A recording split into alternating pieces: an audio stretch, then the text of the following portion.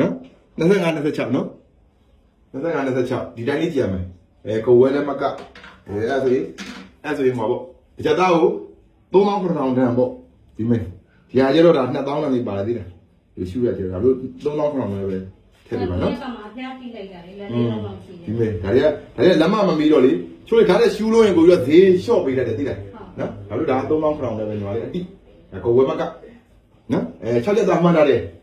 2သိန်း2000ဒီလို2သိန်း2000လို့ညီကအလေးတွေနည်းနည်းကောင်းလေးနည်းနည်းငုံတယ်အေးဟုတ်2သိန်း2000လို့ညီမလေးကဟိုထပ်ပြီးတော့ပါလို့ဆိုရင်အလေးရိပ်ပွေဆိုရင်ဒီရသား3900နဲ့ထပ်မျှဝေးမှာနော်အေး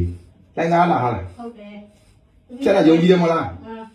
အေးကိုရင်မရှိလားလို့ပြောနေဟုတ်မာမောကြီးဖြစ်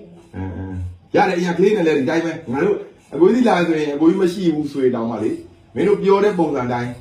ဖြစ်အောင်ခိုင်းတာသိလားဒီလိုလေးနောက်ကြတယ်သိလားဖက်ကြသားနေပွင့်ပို့လို့ရမယ်ကဲဟိုလေကြက်တယ်မလားနောက်တယ်နော်အတူနော်စိတ်တိုင်းကြတယ်မလားအေးဟုတ်ပြီသိလားခု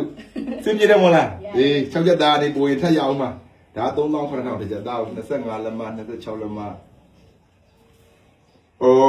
ခုနှစ်ကြက်သားဟာမြောက်ပါ2000သွားတယ်ဆိုတော့မြောက်လေးသမီး2000အမောင်လေး2000 3900နဲ့ခုနှစ်မြောက်လေးဒီလိုမှန်းပြီးတာပေါ့2သိန်း5000 9000 2သိန်း6000ပေါ့2သိန်း6000ရောင်းဒီမှာစပင်ရောင်းဖို့ခေါ်ခဲ့သူမဟုတ်မပေးတယ်နော်